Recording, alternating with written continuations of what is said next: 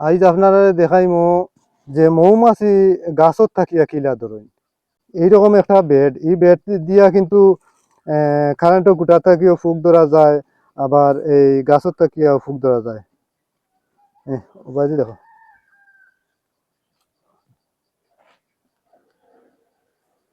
ও তো আগলো বেডও হামাই গেলা কিছু মৌমাছি, আবার জাড়া দিয়া আমরা লগালগ উল্টাই নিলাম।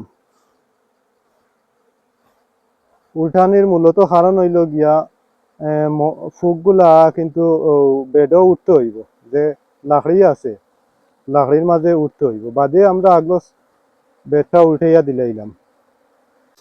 বেডও হামাই গেলা কিছু মৌমাছি।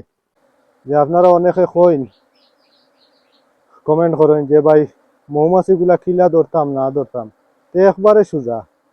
কিন্তু আপনি এই মৌমাছিগুলা স্থিরভাবে ধরতে হইব, এই সিস্টেমে কিন্তু একবারে সোজা। আমরা মনে করি না জানো কিলা ধরতাম না ধরতাম, আমরা একটা চিন্তা পড়ি যাই গিয়া। এই যে মৌমাছির বেড, এই বেডও কিন্তু অনেক সুবিধা আছে, গাছ থাকিয়া মৌমাছি ধরা, কারেন্টের কুটার থাকি ধরা, বা বিভিন্ন জায়গা থাকি মৌমাছি ধরা। আমি যেহেতু আজ থাকি 10-12 বছর আগে যেহেতু কারেন্টের কুটার থাকি মৌমাছি গুলা বার করতাম, তখন এই মৌমাছি গুলা উড়িয়া যাইতো গিয়া গিয়া যে কোনো গাছও বই দিত। গাছও বোয়ার কারণে বিকল্প হিসাবে না যাওয়ার লাগে এই বেডটা কিন্তু বানানি বানাইছি আর।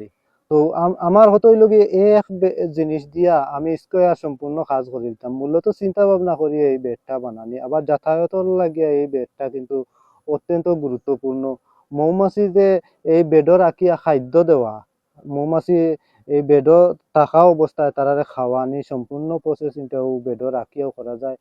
4 থেকে 5 দিন পরে এই বেডও কিন্তু রাখা যায়।